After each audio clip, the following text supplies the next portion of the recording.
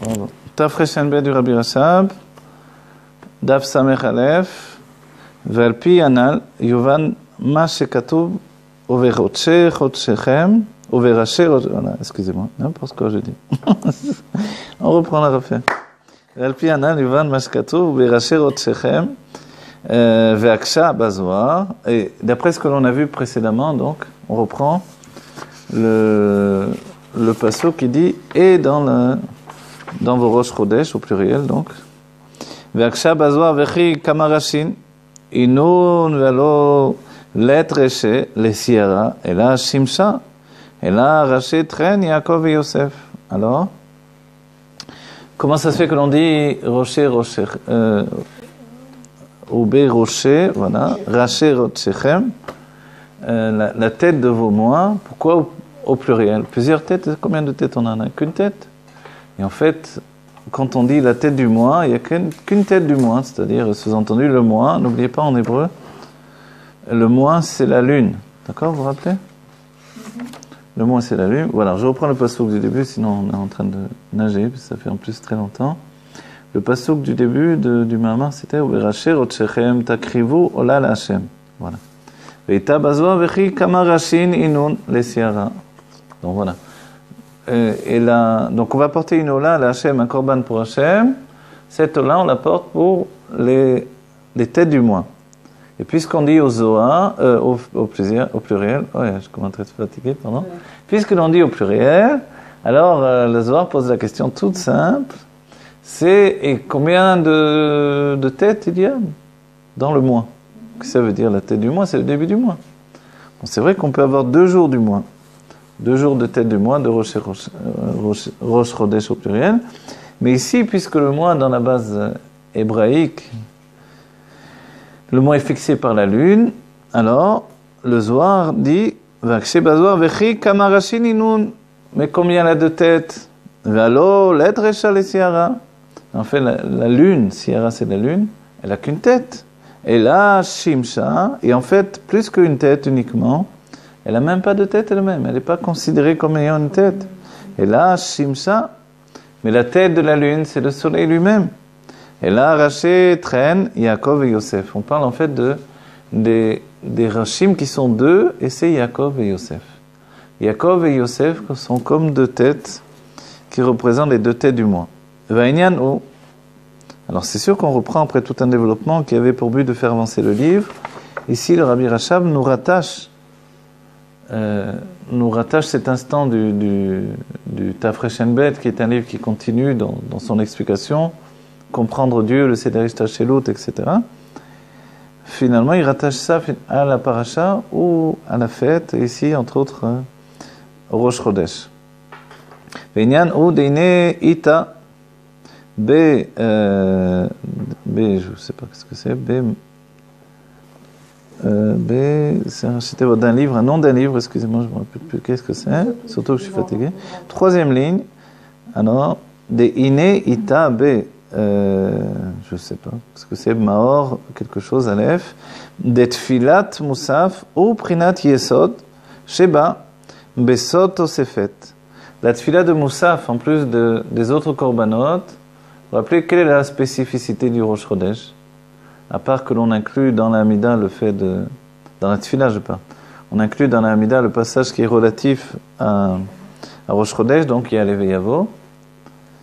Ensuite, on fait le Hallel. Mais ce qu'il y a de spécifique, c'est le Moussaf. Et le Moussaf, dans le Beth Amikdash, en plus du Korban du matin, c'était un Korban en plus. Moussaf, vous voyez en hébreu, ça veut dire le Osif. Donc Moussaf, évidemment, ça nous fait penser à Yosef.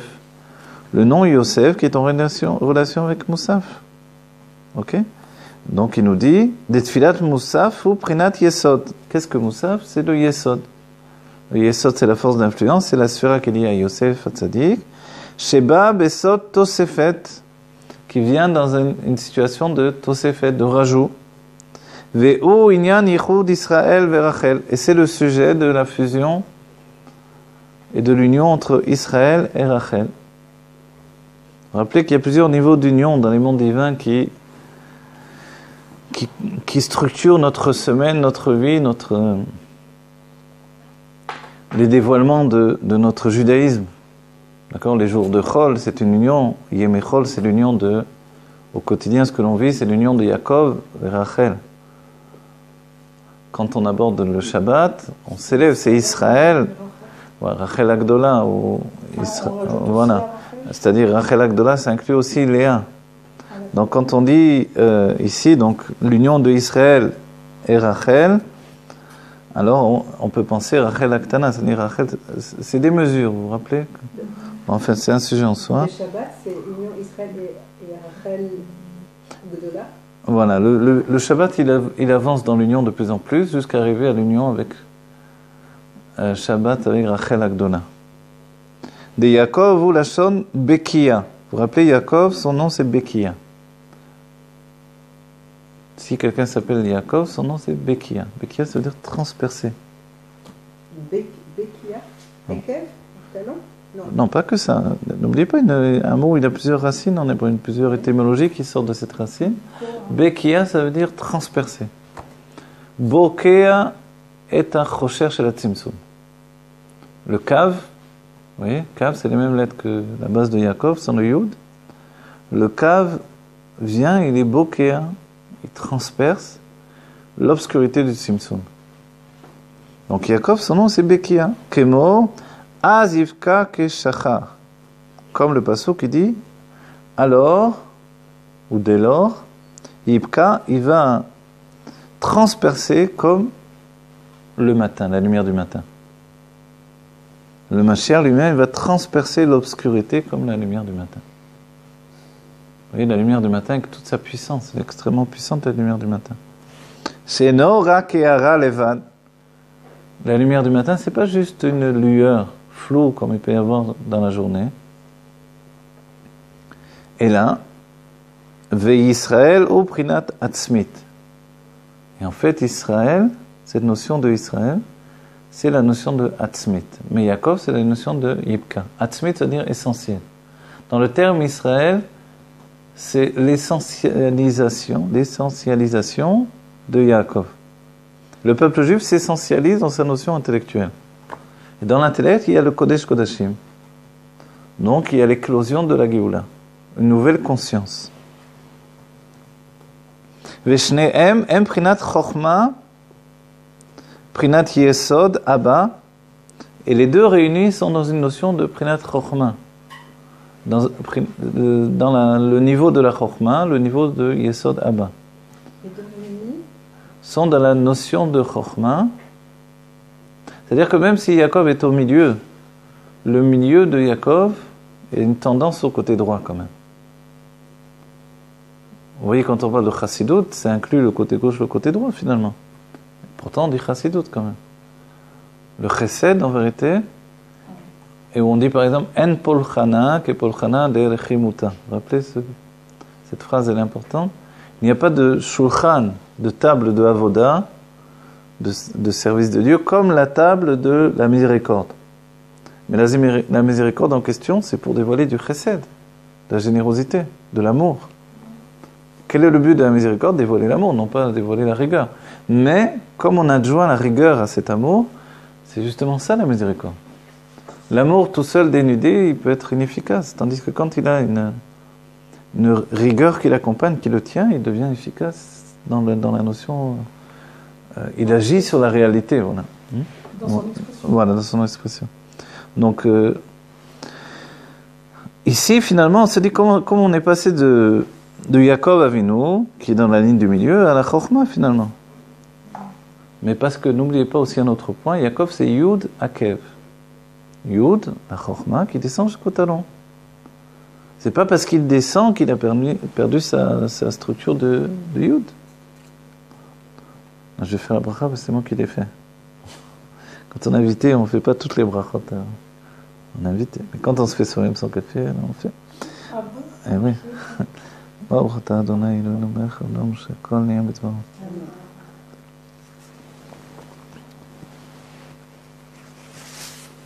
Ok. Comment je katoub b'likutei Torah, mais Arizal. J'ai pas tout expliqué. Hein. C'est bon, vous comprenez sans que j'explique tout? Ou je dois tout expliquer? Ça va. Parce qu'il y a étudié le texte et il y a expliqué toutes les notions qui sont dans le texte. C'est deux choses différentes. Si vous comprenez pas, ceci dit, je peux retourner en arrière. Mais cette notion de Yaakov et Israël dans les mondes divins, c'est très important. C'est toute notre semaine, autant que Rachel et Léa. Vous avez entendu Tikkun Chatzot, Tikkun Léa, Tikkun Rachel. Vous avez entendu parler de ça? Non, peu importe.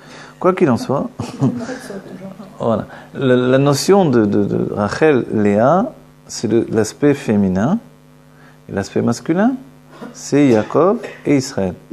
Et ça, c'est ce qui véhicule notre semaine, on l'a dit. D'accord? Je l'ai dit tout à l'heure, vous l'avez retenu, je le répète à nouveau. Ce sont les structures, les partsophim. D'accord? Mais en vérité, ce sont les sentiments en entier. Chesed, Gvurot, Tiferet, Netzach, Hod, Yesod et Malchut. Rachel Aktana, on peut dire, alors c'est que la Malchut, par exemple. Vous voyez? Qui s'unit avec toute la structure dont on vient de dire, Chesed, Gvurot, Tiferet, Netzach, Hod, Yesod, tout entier. Donc tous les sentiments s'expriment par la Malchut. C'est le mariage du juif. Mais après, le mariage, c'est de continuer à s'élever. Donc un homme, il donne son âme. Donc tous les sentiments rentrent dans la Malchut pour qu'ils accèdent à l'expression. Mais du coup, elle a grandi, elle. Elle n'est pas restée en bas. Nekuda Be'echana, elle s'élève, elle prend position dans ses sentiments. Elle prend position du côté gauche. D'accord? Jusqu'à s'élever à un tel degré que elle génère également la notion de Léa. Léa qui est une autre structure. Elle est tantôt, Léa. Alors, voilà. Pourquoi il représente cette notion de Léa? Parce que Léa, c'est l'introduction de l'inconscient du mari également. L'introduction de l'inconscient du mari donne la notion de Léa chez Rachel. Alors que Rachel, c'est blanc, noir, c'est comme ça, c'est tout. Mais la vie, c'est pas si simple.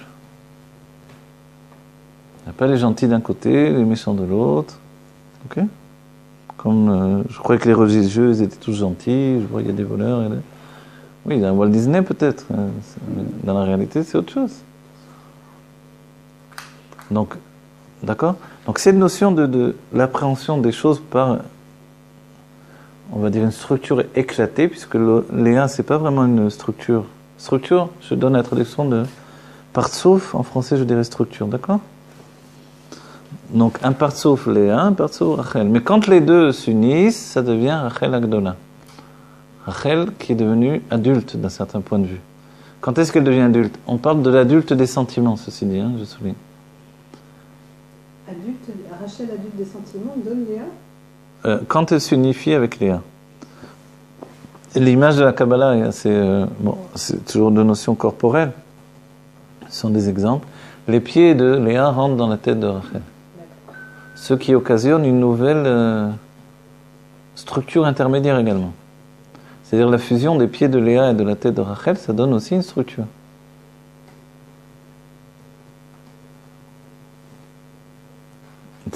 Une structure, là on peut sous-entendre une réaction qui s'est créée par ça.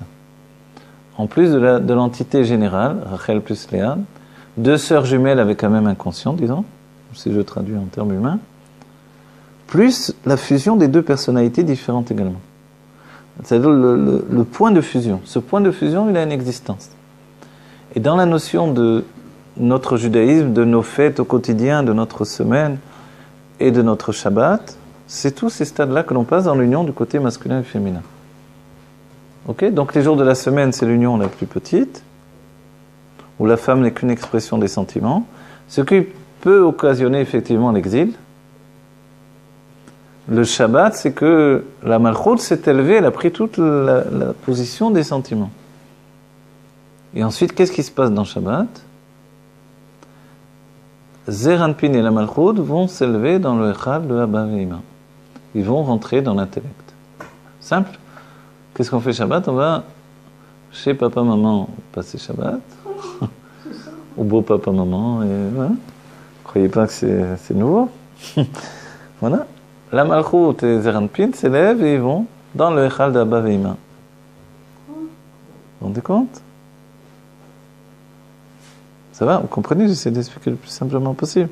Qu'est-ce que ça veut dire? Ça veut dire, maintenant en explication, Aliyat Haolamot, une élévation des mondes. Le monde matériel perçu par la Malchout, tout en bas en dessous des sentiments, c'est la réalité froide et noire et la réalité dure, pure et dure, comme on peut dire. Ok? Comme si on dirait un proverbe français, l'occasion fait le larron. Affreux proverbe. J'essaie de venir vers vous. Okay. Non. Je recommence. Non, c'est simplement, regardez, c'est pas compliqué, c'est très simple tout ça. Simplement, ça, c'est de nouvelles notions peut-être. On va recommencer. Je vais recommencer. En fait, on va dire que chaque jour de semaine, on sait. Pourquoi vous n'avez pas votre feuille que je vous ai donnée tout le temps avec vous pour étudier? Ça va vous servir tout le temps. Moi, c'est dans ma tête tout ça. Quelle feuille? La feuille que je vous ai fait avec toutes les. Elle serait en français, ça serait bien aussi. Ah, mais en hébreu, vous savez vraiment pas lire la feuille que je vous ai écrite au CDR chez l'autre, etc. Il faut que je déchiffre lettre à lettre. Ah oui, j'ai oublié de vous apporter, excusez-moi. Bon. J'ai eu un peu d'événements heureux. Bon. Alors, ok, on reprend les choses. Regardez, je vous comprenez, pour vous l'intégrer pour toute la vie, d'accord? Parce que quand je serai dans la Géoula, vous ne pourrez plus m'approcher. Je serai avec vous, c'est ce que je n'ai pas compris. Vous avez étudié déjà avec la Noura Zaken, et le Ravi Rachav et le Ravi Machia. Vous n'avez pas besoin de moi, c'est ça que je veux dire. Ok. Les jours de la semaine, pour vous, ça doit devenir Zeranpin. Sinon, on n'a pas commencé à étudier. Qui veut dire le terme, rappelez-moi, il veut dire... Petite figure. Voilà. Vous pouvez dire petite structure. Qu'est-ce que la petite structure? Ce sont... Les jours de semaine doivent ressembler à Zeranpin? Non, ils sont en vérité. Quand vous passez, c'est-à-dire vous mettez, vous projetez les jours de la semaine que nous connaissons, Yom Rishon, Yom Sheni, Yom Shlishi, premier jour, deuxième jour, dimanche, lundi, mardi, truc, vous les projetez dans le monde de Hatzilut, ça devient Zeranpin. Comprenez? Yom Rishon, ça devient Chesed, Yom Sheni, ça devient Gvura, Yom Shlishi, etc., etc. Par exemple, Yom Rishon, c'est Chesed, Yom Sheni, Gvura, Yom Shlishi, Tiferet. C'est pour ça que si vous avez votre feuille devant vous, vous avez tout. Alors, okay. Et on s'élève comme ça. Et Yesod, c'est Yom Shishi. Voilà, on descend vers la Malchut. Okay. Et le Shabbat, il y a enfin l'union des jours de la semaine avec la Malchut, qui est le Shabbat. Ok. Qu'est-ce qui se passe au moment de l'union? On rentre dans Shabbat. C'est une élévation des mondes. Donc la Malchut du monde de Asiya fusionne avec la Malchut du monde de Yetzira, qui fusionne avec la Malchut du monde de Bria, qui fusionne avec la Malchut du monde de Hatzilut. Simple. Malchutcha, Malchut Kol Alamim. Vous avez commencé à parler de Shabbat, moi Voilà. Et vous savez, vous faites de la cuisine dans votre tête. Non. Sobuko. Vous avez dit quoi? Ah. Le Shabbat, c'est Aliyat Olamot. Une élévation des mondes. Tu sais pas, tu me demandes. Voilà. Mais Olam, Chesed Ibané, vous voyez, un terme comme ça, un passo. Donc en fait, les mondes, c'est eux deux. Quand on fait le Atkinu, Seudata, pourquoi on dit ça? Pour nous configurer, d'après la Kabbalah, où on est maintenant. Les Hada, les Hadé, vous voyez, pour lui, pour elle. Je ne sais pas comment vous dire. Moi, quand je fais le Atkinu, je me restructure par rapport à... Quand vous faites quoi? Dans le Kiddush. Atkinu, Seudata de Memnota, Shlemata, Chedvata de Malka, Kadisha. Ok. Quoi qu'il en soit, on le fait. Comprendre par contre. C'est même pas quoi vous parlez là. Ah bon, d'accord. Bon, alors on va pas tout étudier aujourd'hui, parce que... Mais quoi qu'il en soit, Shabbat arrive, Aliyat Olamot. Le rabbi, le Tzemar Tzedek a demandé à l'Admor Hazaken, il a dit, mais cette pomme Shabbat, qu'est-ce qui lui arrive? Pourquoi Shabbat, elle est différente? Elle est klippa de noga pendant la semaine. C'est-à-dire que si je fais pas la bracha et si je ne sers pas Dieu, la pomme, elle va dans les forces du mal. Au moins, elle est suspendue en attendant que j'ai une pensée positive. Qu'est-ce qui va dans les forces du mal? La vitalité qui est contenue dans une pomme. Mais Shabbat, il n'y a pas besoin d'avoir d'intention. Shabbat, tout ce que je mange, ça s'élève. Hein? On prie quand même. On prie, mais on n'a pas besoin d'avoir d'intention dans la nourriture, dans quoi que ce soit. Quand je mange, là, je dois souhaiter que ça me donne des forces pour servir Dieu. Donc pour étudier, pour... Vous voyez? Ok, mais Shabbat, il n'y a pas besoin de penser à quoi que ce soit. Certains aiment dire, les votes Shabbat, ok, mais ce n'est pas la peine en vérité. Parce que c'est Nasta mimele. Ça se fait naturellement. Enfin, naturellement, c'est pas la traduction de mimele, automatiquement. Ok, donc qu'est-ce qui se fait automatiquement? Donc le Mourazakan a expliqué au Tzemar Tzedek, qui était enfant, qui lui posait cette question. Il lui a dit, c'est la Liyat Olamot qui fait que cette même pomme s'est élevée dans le niveau du monde de Hatzilut. Et que maintenant, elle n'est plus dans Klipat Noga. Elle n'est plus dans la structure d'un fruit de l'arbre du bien et du mal. Cette pomme, elle est devenue un fruit du Etz HaChaim, de l'arbre de vie éternelle. Vous avez compris? Donc, ça, sa structure, ça signifie la Aliyat HaOlamot. L'élévation des mondes, c'est tout ce que nous sommes qui s'élève. Ce que je suis s'élève.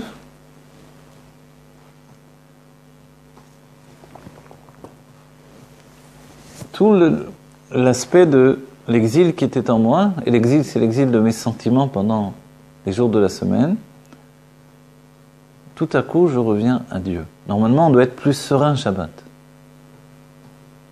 Même ceux qui fument arrivent à tenir un petit peu de sérénité. Mais disons, il y a un sentiment de sérénité Shabbat. C'est le but du Shabbat. Cette sérénité, elle vient de la rencontre de la Malchut avec la Chochma. La fille est revenue dans la maison de son père. Vous êtes des femmes, vous savez qu'il y a un attachement particulier entre la fille et le père. Et ça, j'en dis parce que Abba et Assad Brata. Le fondement de la fille vient du père. Donc inversement, le fondement du fils vient de la mère. Quand on voit l'inverse, ça veut dire quoi? Quand on voit l'inverse, non, c'est pas l'inverse. Ce qui vous semble dans l'exil, c'est l'exil. Mais c'est pas vrai. Voilà. La fille, c'est là, mais elle est revenue à sa source. Voilà. Donc vous avez compris, tous les mondes sont en train de s'élever. C'est ce qui se passe Shabbat. C'est pour ça que les Mekobalim, d'après le Harizal, s'habillent en blanc. Pour exprimer la couleur du monde de Hatzilut, qui est blanche. On dit, ah, pourquoi nous on s'habille encore en noir, comme des corbeaux? Un corps qui est beau. Parce que il y a encore l'exil de la Shrina de manière collective, on va dire. Mais dans la Géoula, ça sera terminé de s'habiller en noir pour porter le deuil du Beth Amikdash. Tous les sionistes religieux s'habillent en blanc au Shabbat. Voilà, parce que là, ils font d'après la Géoula. Ils sont en Géoula. C'est ça le problème. C'est tous les mois qu'ils sont en Géoula. C'est tout le problème. Quand ils sont en Géoula, ils nous laissent dans notre exil. S'ils avaient ressenti qu'on était en exil, on serait peut-être déjà en Géoula. Alors, quoi que ce soit. Mais non, mais c'est des bons juifs, grâce à Dieu. C'est des juifs très courageux, que Dieu les bénisse. Ok, et ils prennent une force particulière de la terre qui donne une force particulière. Est-ce que excusez-moi, je vous excuse. Chabad, on considère aussi qu'il y a Torah, le peuple et la terre? Torah, le peuple et la terre, bien sûr, oui, bien sûr. Oui, le Rabbi s'est battu pour ces notions-là de Miou Yehudi, un pays dans l'étude de la Torah et la terre, ne pas donner une parcelle de la terre d'Israël, bien sûr. Ce sont les combats du Rabbi, bien sûr. Ah, je suis très heureuse. Bien sûr. Le Rabbi s'est battu contre les conversions faites de manière comme ils ont fait, quoi. Donc la loi de Miou Yehudi, c'est très important. Les trois combats du Rabbi sont sur ça, vraiment. Israël, la nationalité que les Arabes prennent. Voilà. Israël, Israël, la Torah et le peuple juif, quoi. La terre d'Israël, la Torah et le peuple juif. C'est ça les trois. On est d'accord. Ah oui, c'est toute la Torah qui tourne autour de ça. C'est essentiel, bien sûr. Vraiment les combats du Rabbi, c'est ceux-là. Pour lesquels il a lutté, pour lesquels il a conseillé les hommes politiques, etc. Vraiment la lutte. Les cris du Rabbi et les pleurs du Rabbi. Comment? Ok. Alors, bon, on a compris. Nous, notre sujet, il a été l'élévation des mondes par le biais de Hatzilut. Et Shabbat, donc on a dit que la Malchut et Zeranpin s'unissent, s'élèvent jusqu'au Echal de Abba Veima pour pouvoir s'unir là-bas. Jusque dans le palais de Chorma et Bina dans le monde de Hatzilut. Non seulement le monde où l'on se trouve s'élève dans sa structure jusqu'au monde de Hatzilut, mais a priori, on est juste, nous, Malchut et et Zeranpin, les sentiments et l'expression, c'est tout ce qu'on est. Ça, Mais malgré ce, on s'élève jusque dans Chorma et Bina. D'accord? C'est ce qui s'appelle donc, dans les termes de Kabbalah, Zeranpin et la Malchut, Zun, en Rachetevot, s'unissent dans le Echal de Abba Veima. En d'autres termes, on revient au Kodesh Kodashim, mais non pas dans le monde de Bria, mais tel qu'il est dans le monde de Hatzilut. En d'autres termes, dans le Keter, on se lève dans le Keter, alors justement, le Moussaf, c'est d'avoir, voilà, le Moussaf, c'est d'avoir accès au Keter. C'est-à-dire le Keter brille dans le monde de Hatzilut, plus précisément. C'est cette proximité avec le Keter par la Malchut, le niveau le plus bas s'attache au niveau le plus haut. Et c'est pour ça que Yom Kippour est considéré comme Shabbat Shabbaton. Vous voyez, c'est un Shabbat Shabbaton, encore plus haut. On vraiment rentre dans Pnimiut à Keter. Parce que Shabbat est ressenti l'extériorité du Keter. En vérité, l'intériorité s'investit dans l'extériorité. Ça s'appelle Atika Kadisha, dont on parle Shabbat, c'est le plaisir investi dans la volonté. Mais la notion de Géoula absolue, donc le véritable Atika Kadisha, c'est vraiment le Keter dans sa source elle-même. Pnimiutatik dans Pnimiutatik. Le plaisir du plaisir. Aujourd'hui, on a le plaisir dans la volonté. Dans la Géoula, on accédera au plaisir du plaisir. C'est ça la Géoula. Vous avez compris? Donc, voilà nos jours de la semaine. Et c'est de ça dont il parle ici. Donc, du coup, qu'est-ce qui se passe tout à coup? On a dit que Yaakov, on a dit Rachel et Yaakov, donc, et Israël, cette notion de Israël, quand Yaakov est devenu Israël, c'est qu'il est dévoilé tel qu'il est dans le monde de Hatzilut. Non, mais même quand il n'est pas vraiment dans son niveau le plus élevé. Mais quoi qu'il en soit, ça veut dire qu'il fusionne avec l'intellect. Bon, on essaie de simplifier, on embrouille au contraire. Veshnehem Prinat Chochma. Tous les deux sont Prinat Chochma, Yesod Abba. Donc Yaakov et Israël fusionnent dans une même entité et ils deviennent tous les deux tout à coup Chochma. Et Yesod Abba. Yesod Abba, c'est-à-dire la force d'influence de la Chochma. Puisqu'on a dit le propre de la Chochma, c'est l'intellect pur, l'intelligence vive et pure, qui est plus comparable à la vision qu'à l'entendement, évidemment, qu'à la compréhension. Mais comment transmettre cette vision? Et là, par le biais de Yesod Abba. C'est le Yesod Abba, la force d'influence qui est dans la Chochma, qui permet d'extérioriser cette intelligence pure vers l'expression. D'accord? Yesod Abba, c'est exactement Moshe Rabbeinu. Je crois que c'était Yosef. Alors, Yosef, il n'est pas Yesod Abba, il est Yesod tout court, justement. Yesod de Hatzilut et Yesod jusqu'à devenir le Kav Ein Sof. Parce que Moshe est au-delà du monde de Hatzilut, parce qu'il vient du monde de Tohu. Il vient du monde de Tohu, mais voilà, quand il s'habille dans le monde de Hatzilut, il porte en lui la faculté de transmettre la Chochma, de laquelle provient la Torah. Anochi, c'est Aleph de Chochma de Hatzilut. Yesod Abba, c'est le Yesod qui vient? Non, Yesod Abba, le Yesod du Père. Le Père, c'est la Chochma, la sagesse masculine. Mais la sagesse masculine, vous avez vu, les hommes sont plutôt calmes par rapport aux femmes. Ils aiment bien trouver un coin et plus bouger. Donc, fais-le parler, qu'il raconte un peu sur sa vie, ses souvenirs. Ils sont très rares, ces hommes-là. Pour arriver à ce stade où ils vont s'exprimer, alors il faut leur adjoindre le Yesod Abba. Le Yesod Abba, c'est la faculté de leur donner, d'accéder à l'expression. Bon, quand ça ne sort pas tout seul, alors il n'y a plus qu'un psychologue qui peut peut-être y arriver, ou alors une petite fille. Une petite fille. Ouais. Une petite fille qui peut faire parler le grand-père, par exemple. Parce que Abba Yesod Brata, que la petite fille enracinée, ou un petit-fils, mais plus encore une petite fille. Tout à coup, il se met à parler. Une fille avec le père, non. La fille... La femme, elle n'a pas cette faculté. Ah, pas la femme avec le père. La femme avec le père, ça devrait être son travail, mais elle n'arrive la plupart du temps pas. Mais ça doit être son travail, ceci dit. Mais la plupart du temps, les femmes n'ont pas la manière. Donc elles se plaignent qu'ils ne s'expriment pas, au lieu de trouver le moyen de l'exprimer. Elles n'ont pas compris que c'était leur finalité d'arriver à débloquer cette expression. Donc elles sont dans le reproche uniquement. C'est-à-dire dans la constatation de la non-expression. Non, mais l'expression finalement, c'est pas une sorte d'exil, Rav Korda? Non, l'expression, c'est la libération.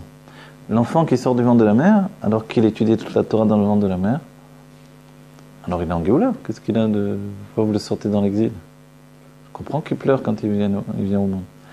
Mais alors, qu'est-ce qu'il y gagne? Il y gagne l'expression. Si Dieu ne s'exprime pas, aussi, là, maintenant, il y a l'essence de Dieu qui est de partout. Mais qu'est-ce qu'on veut? On veut son expression. Voilà. L'expression elle fusionne dans les deux sens aussi. Le Mekabel et le Mashpia se mélangent. C'est comment vous dire, si on va jusqu'au bout, un père dit « je t'aime » à son enfant, mais ça construit un enfant. Tellement de générations gâchées par des pères qui n'ont pas été capables de le dire. Et ça, ce non-dit, là, il devient une carapace qui fait du mal aux enfants. La mère n'a pas cette... La mère, elle a le côté naturel de l'expression, donc c'est plus facile. Il y a eu même des mères qui ont subi cette espèce de traumatisme masculin, en fait. Alors que la source de l'amour, elle vient du côté masculin, donc ça devrait être naturel.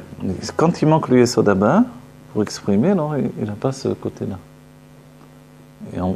Donc dans notre monde, à nous, on va dire psychologiquement, les hommes, avant, pour montrer qu'ils étaient des hommes, ils n'exprimaient pas de faiblesse, ils n'exprimaient pas de sentiments, etc. C'est une fausse idée, qui est vraiment l'exil dans l'exil. On découvre combien les enfants ont besoin de cet amour-là. Ça peut développer quelque chose de destructif. Exactement. Et voilà, ça développe un état de destructeur jusqu'à faire des enfants, des garçons qui vont aller vers les garçons. Non, je veux dire, même quand on aurait fait des compliments, et on aurait transmis l'amour, ça aurait pu développer des choses complètement destructives chez les enfants. Non, exprimer l'amour, c'est très important, je vous le dis. Comment? Exprimer l'amour, c'est très important. Regardez, nous, par rapport au rabbi, si le rabbi nous avait donné que son aspect sévère, on n'aurait pas tous été tellement proches du rabbi. C'est parce qu'il a exprimé son amour également, oui, mais le rabbi, qui nous a permis de supporter l'aspect sévère du rabbi. Oui. Le rabbi, c'est pas mon père, c'est pas ma mère, c'est... Non, d'un certain point de vue, au niveau de notre... Je sais, mais en réalité, même notre père et notre mère sont au-dessus de notre considération humaine. Oui. C'est parce qu'on les a enfermés dans une connotation humaine. Donc le père, c'est celui-là que j'ai vu, un homme très simple. On a tous eu cette vie. Et puis ce sont des siècles, des époques où on a vécu ça. Des époques où, je sais pas, on a vécu ses pères et ses mères tels qu'ils étaient au sein de leur exil. Mais à nous de reconstruire ce père et cette mère à partir d'une constatation divine, en fait. Vous voyez ? C'est-à-dire qu'on a besoin de les voir maintenant dans une structure. Voilà, exactement. C'est un petit coup les frères. On doit le faire, c'est important pour nous. Exactement. À travers le vécu qu'on a eu. Alors, pas besoin de rentrer dans tous les détails, mais d'une notion générale où on constate finalement. Voilà. Et ça nous apporte le côté positif qu'ils auraient voulu nous transmettre. Voilà. Et que l'on est capable de prendre d'eux-mêmes. Je vois combien de termes. Franchement, je trouve que c'est vraiment insupportable. Hein? Je trouve que c'est un peu insupportable parce que vous êtes avec la douleur, vous êtes avec le truc, et là vous devez les voir. Mais moi j'ai fait ce travail, ne croyez pas que je ne l'ai pas fait. Alors je ne vous parle pas de quelque chose que je n'ai pas fait. Je l'ai fait et je m'en porte que mieux. Bien sûr. Mais ça vient de la Pnimiut Torah, je l'ai compris comme une étape nécessaire en fait, à notre épanouissement, à la tranquillité de notre âme. On ne peut pas être tranquille, nos bases ne sont pas solides. Et voilà. Donc chacun. Vous exprimez ce sentiment s'ils ne sont pas là. Et si vous êtes avec encore. C'est-à-dire, c'est un sentiment de remerciement, de Oda'a pour ce qu'ils nous ont transmis. Mais attends, tu sais ce qu'il t'a transmis? Chacun avec son histoire, ok. En fait, c'est au-delà de ce qui s'est passé, parce que lui-même a été une victime de l'intégration de son âme dans la réalité. C'est la réalité qui nous détruit à petit feu chacun les uns les autres. Ok. Donc en fait, nous on est parti du principe que voilà, par exemple lui c'était le méchant, elle c'était la gentille, ou elle c'était la méchante, lui était gentil, le père, la mère. Ou à des moments ils étaient gentils, à des moments ils étaient terribles, ils ont fait des erreurs. Ok, c'est vrai tout ça, on n'enlève pas, c'est pas. Mais eux-mêmes ont été victimes de quelque chose en fait. Et quand il faut encore une erreur majeure la semaine dernière. Mais oui, mais exactement, mais comment vous dire? En les regardant bien, on transforme la réalité. Nous-mêmes, on est capable de transformer la réalité. Les erreurs de parcours que vous voyez, que vous avez dites tout à l'heure, dans la vision globale de votre vie, elles sont insignifiantes finalement. Comprenez? Le père transmet la chokhma à l'enfant, qui plus est la fille est attachée à la chokhma du père. Si vous êtes un être intelligent qui est capable de réfléchir de par lui-même, qui a une intelligence vive, parce que des personnes n'ont pas cette intelligence vive, ça vient du père. Le développement de l'intelligence vient de la mère. C'est ça ce que l'on a reçu de nos parents. Vous vous rendez compte? Mais ils sont pour rien. Mais ils y sont pour tout. Parce que s'ils ne s'étaient pas unis, ils ne vous auraient pas apporté au monde, et vous n'auriez pas reçu ces deux notions-là. Donc que le père était mathématicien ou qu'il était paysan, ça ne change rien de la transmission de la chokhma. Comprenez? Et que la mère était une femme simple à la maison, qui faisait du nicotouche, ou des boulets, ça ne change rien. Ou une savante Marie Curie, ou j'en sais rien. Vous voyez? Il n'y a pas de différence dans la transmission. Son expression personnelle à elle, c'est une autre chose. Mais nous, notre développement de l'intelligence, elle vient de la bina qui est venue de la ima, de la mère. Vous voyez? L'obligation de faire kavod à ses parents, c'est l'obligation de faire kavod à Hachem. Voilà. Structurer le monde comme il est. Exactement. C'est comme si vous disiez, je ne veux pas du monde de Hatzilut, je ne veux pas de Chokhma Ve'ima du monde de Hatzilut. Alors, on va dire, alors quel Géoula tu veux? Il n'y a pas de Géoula pour toi? Non, c'est trop simple, ça ne suffit pas. Dans ce cas-là, excusez-moi. Oui, Si vous avez un enfant qui vous fait vivre un mauvais moment, d'accord. on va dire. Bon, vous allez dire, c'est le cheminement divin, c'est le plan Ok, divin. d'accord, Ben Diavad, oui. D'accord. C'est dans ma pnimiout, il faut que je me travaille pour justement m'élever et voir les choses comme... Non, alors, chacun fait son travail. Ce que moi je vous ai dit, c'est que lui, en tant qu'enfant, son travail de bureau personnel, c'est de concevoir ce que vous lui avez apporté. C'est à lui à tirer ces conclusions-là. Quand on lui transmet par l'étude, encore mieux, il y accède. Mais s'il n'y arrive pas, c'est quelque chose en moi, dans mon pnimi, qui ne va pas non plus. Parce que Non, sinon, non, je non. libérerai mon enfant. Non, parce qu'il a son propre chemin à faire. Ah ouais. C'est-à-dire que vous ne reconnaissiez pas sa vie à lui par rapport à vos critères de vie. C'est une chose, mais vous ne pouvez pas tout comprendre dans les critères Alors, ça veut que Dieu a mis en place dans le monde. Ça voudrait dire qu'on va tout accepter? J'ai pas dit ça exactement. Vous devez accepter ce qui est acceptable, d'accord, en tant qu'être humain, c'est-à-dire observer votre vie et voir ce qui est acceptable en tant que personnalité humaine. Ce qui est bien, ce qui est mauvais, vous lui inculquez ça pour l'éternité. Ok. Mais en même temps, vous n'êtes pas responsable des agissements de l'enfant quand il est devenu adulte. Oui, dans la Torah, en vérité, on n'est pas responsable de l'enfant vraiment toute la vie. De son comportement en tant qu'adulte, c'est sa vie personnelle. Pas du tout. Et on ne doit pas l'influencer. Et c'est même très important pour nous de concevoir cette idée-là. Parce que sinon, on sera enchaîné pour l'éternité dans la psychologie de Freud. L'influence que l'on a, elle est indirecte. D'abord, il y a l'influence que vous avez au-delà de votre perception. C'est l'influence de ce que vous l'avez transmis dans la Bina, le développement de son intelligence, dont il fait usage tout le temps, c'est certain, chaque enfant. Le père et la mère aussi. Le père a transmis le matériau brut, la mère la faculté de le développer. Vous voyez ? Donc ça, c'est des transmissions, on va dire, rien que ça, merci. Mais lui, il doit lui-même, l'enfant, en prendre conscience. Mais s'il n'étudie pas, c'est sûr qu'il n'en saura jamais. Et c'est pas la psychologie de Freud qui va lui apprendre ça. Hein. Ok.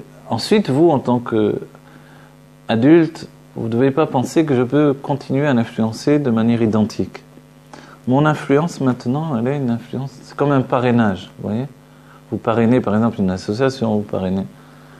C'est parrainer une vie. Mais ce n'est pas être dans sa vie à sa place. Et juger chaque instant de sa vie. Voilà. Et la préparation à ça, c'est l'adolescence. Où on aide un enfant à vivre sa propre vie. Ça, c'est l'adolescence. C'est un tuteur, vous voyez, qui tient l'arbre pour pas qu'il se déforme. L'adolescence continue jusqu'au mariage ? L'adolescence continue jusqu'au mariage, voilà. Et après, l'adulte intègre son enfance et son adolescence. On voit l'adulte enfant, l'adulte adolescent, et l'adulte adulte, c'est un autre. Pour nos grands enfants, pas encore mariés. Oui, bien sûr, mais c'est pas la même influence que chez l'enfant. L'enfant a besoin d'une influence totale. Il ne sait pas ce qui est bon, ce qui est mauvais, bien, bon, non. Si on lui donne que du fais tout ce que tu veux, on le tue. Donc on doit lui dire non, lui apprendre que non. Sinon on développe, je sais pas, un côté narcissique terrible qui va devenir manipulateur pour sa vie, pour tout, quoi. Alors, on lui apprend que non. Pas parce que je te dis non, pas parce que tu pleures, que tu vas obtenir tout ce que tu veux. Donc, il apprend que non, il y a des choses non. Donc, la vie, c'est pas que l'aspect positif, c'est aussi la limite. Et avec les deux, il est en train de se construire. Ok. Mais pour l'instant, vraiment, on lui donne tout ce qu'il a, tout ce qu'il fait, on lui donne les lignes. Il n'a pas le choix sur la vie qu'il mène. Moi, je reviens toujours à... Voilà. Et l'adolescence, c'est... Par exemple, le cas de mon fils, Ouais. D'accord. Alors, voilà. L'adolescence, c'est qu'on l'aide à vivre, on l'aide sur le chemin de sa vie. Et le monde adulte, c'est que on parraine son existence par une présence qui est très importante pour lui. On ne dit plus rien, c'est-à-dire on n'intervient pas directement, ça ne veut pas dire qu'on ne dit plus rien. Justement, il faut apprendre à être cette influence indirecte. Et c'est ça le plus difficile pour les enfants. Le côté de possession qui se trouve chez les parents, chez la mère plutôt. Chez la mère en particulier peut-être, c'est de vouloir une influence directe tout le temps. Mais comment, si ce n'est pas l'exemple, si c'est une influence indirecte ou... Non, il y a l'exemple et aussi de donner son avis, mais en laissant entrevoir toujours que c'est mon avis, c'est pas ta vie. Voilà. Un avis, ça veut dire ma vie aussi, dans le terme en français. C'est la vie de ma vie, Si on arrive à lui établir que ce que je dis, c'est pas une obligation. Mais s'il ne nous demande pas notre avis, il ne demande plus, cette génération ne demande pas. Ah oui, c'est pour ça. Non, mais ils ont raison, d'un certain point de vue, puisqu'ils en sont là. Mais vous devez les dire, moi il me semble que c'est comme ça qu'il faudrait que ça soit, mais tu fais ta vie, je respecte ça. Voilà. Il a besoin d'entendre ça. L'enfant adulte a besoin d'entendre ça. Voilà, c'est-à-dire, l'enfant a besoin de savoir, les critères de mes parents, c'est ça. Moi j'ai choisi autre chose, je dois en porter les responsabilités. C'est ça. Oui. Parce qu'autrement, dès que ça va aller mal, il va revenir vers vous en disant à cause de toi. Donc c'est pour ça qu'il faut couper le lien de responsabilité. Quand on le fait, justement, quand les parents sont partis, c'est plus dur de défaire ce lien. Donc si vous me demandez quel est au niveau psychologique le travail des parents par rapport aux enfants adultes, c'est de couper le lien des responsabilités.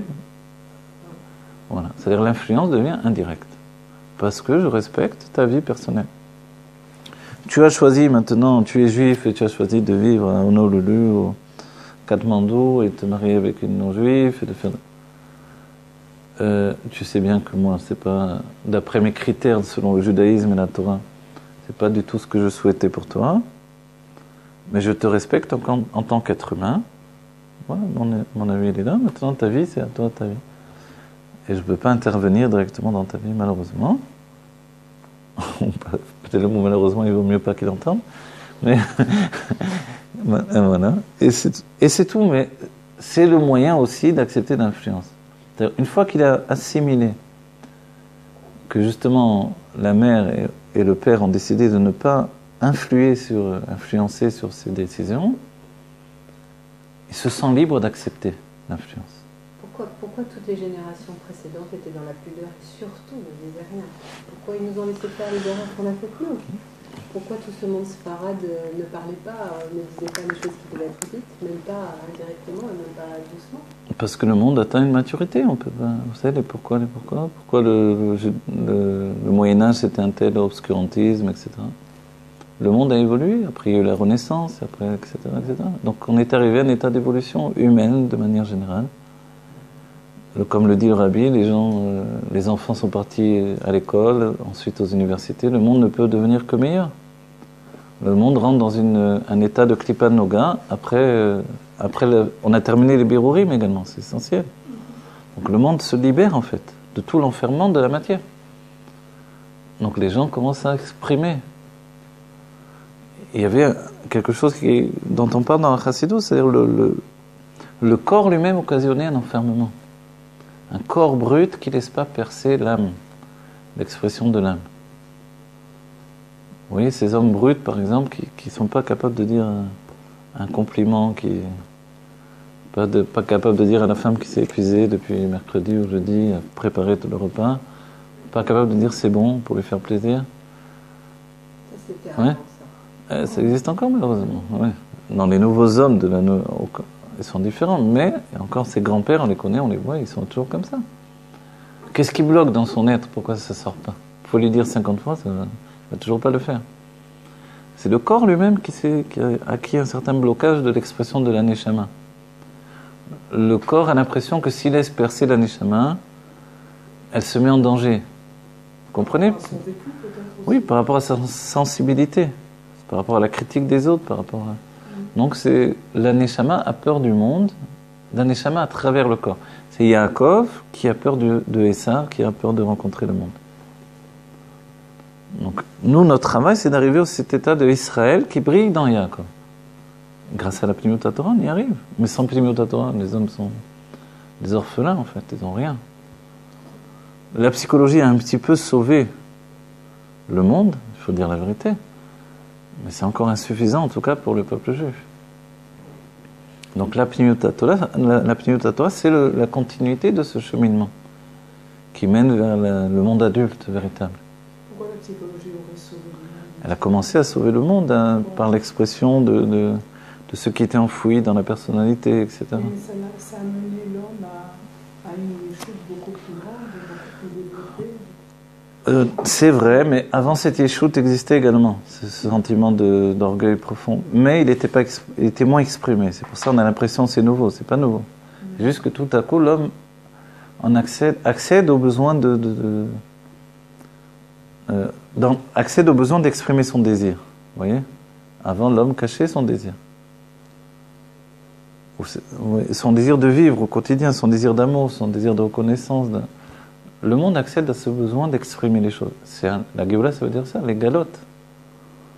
Donc c'est bien, le monde évolue. Il se raffine d'un certain point de vue. Et le corps, la matière est raffinée maintenant. C'est-à-dire que tant qu'il n'y avait pas la fin des Bérourim, le corps lui-même ne laissait pas percer l'âme. Elle n'exprimait pas ce qu'il y avait de meilleur. Je parle de l'âme en tant que fusion avec le corps matériel. La matière était trop grossière encore. Elle ne laissait pas exprimer tout ça. D'ailleurs, vous voyez, les hommes de notre génération sont beaucoup plus raffinés physiquement de certains points de vue. Avant, les hommes étaient grossiers physiquement même. Hein? Certains, je veux dire. Mais quand même, il y a cette notion d'ordre général dans l'homme. Comment ça se fait? Ça vient de ce raffinement de la matière. C'est ça la Nigmar Avodat HaBirurim. Le birour a été terminé. On a clarifié le lien entre la matière et l'âme, en fait. Ça veut dire ça aussi. Donc l'âme peut s'exprimer naturellement, sans fausse honte, fausse pudeur, etc. Et c'est merveilleux. Le birouri, c'est la séparation du corps. Voilà, le birour, c'est justement la séparation de l'étincelle de vie et le matériau de vie.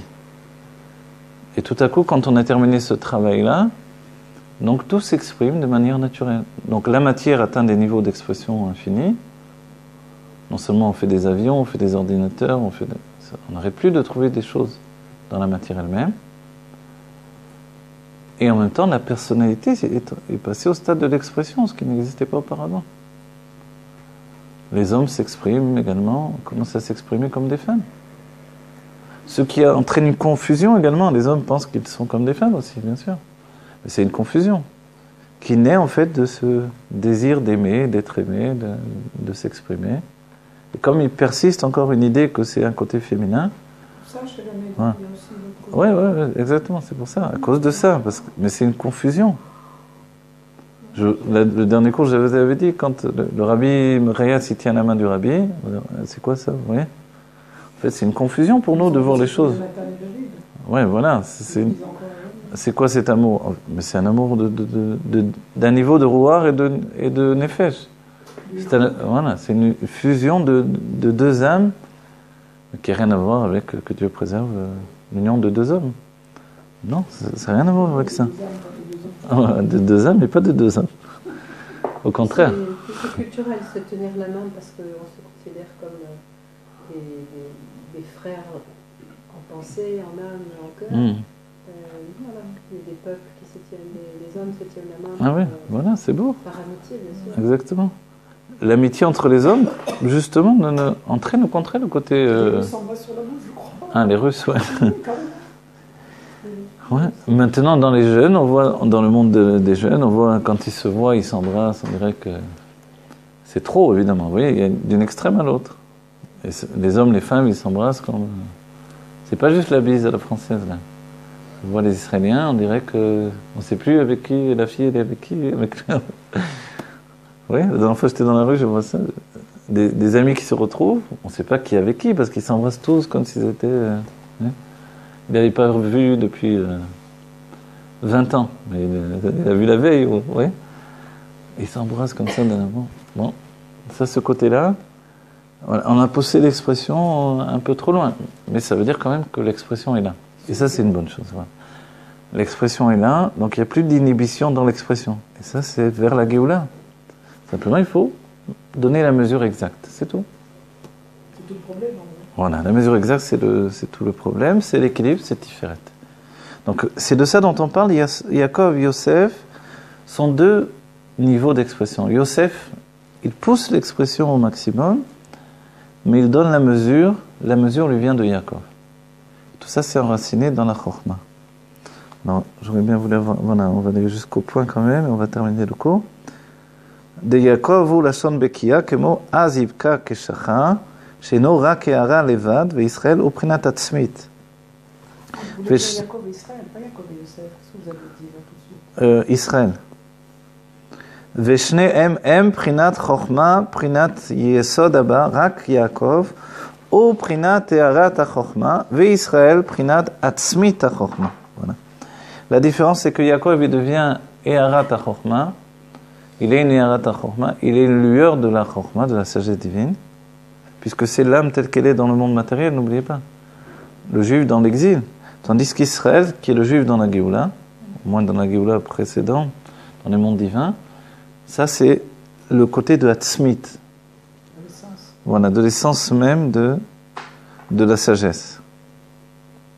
Voilà. C'est-à-dire que l'essence même, et c'est pour ça, nous en chemin, on a besoin d'accéder à cette tranquillité venue d'une acceptation. Mon père, j'en sais rien, il était un bandit, il a frappé ma mère, on l'a jeté dehors de la maison, il buvait. On va dire les trucs les pires qui peuvent exister, j'en sais rien ce qu'on peut trouver. Il y a des histoires pires que ce que je viens de dire. Malgré ce, cet homme-là, ce bandit-là, c'est mon père quand même qui m'a transmis ma chokhmah. Quoi? Mais il n'était pas très intelligent. La plupart du temps, c'est faux qu'il n'était pas très intelligent. On ne peut pas mesurer l'intelligence. Personne n'est venu mesurer son conscient intellectuel. Alors quoi? De quoi on parle? On parle de l'intelligence vive en lui, la chokhmah. C'est ce qui m'a transmis. Et la mère, qui était une femme très simple, qui parlait beaucoup, blablabla. Mais en fait, cette mère-là, elle a transmis une structure pour transmettre l'intellect. Vous voyez? Et ça, c'est des choses qui ne pouvaient passer que par eux. Et est-ce qu'ils avaient le libre arbitre? Le rabbin nous dit oui. Ils avaient le libre arbitre de se marier ou non. C'est pour ça qu'on les appelle des shutafim, des associés de Dieu dans la création d'un enfant. Voilà, on va terminer sur ces bonnes paroles, que vite, il y a la Géoula, très fumée de mamash.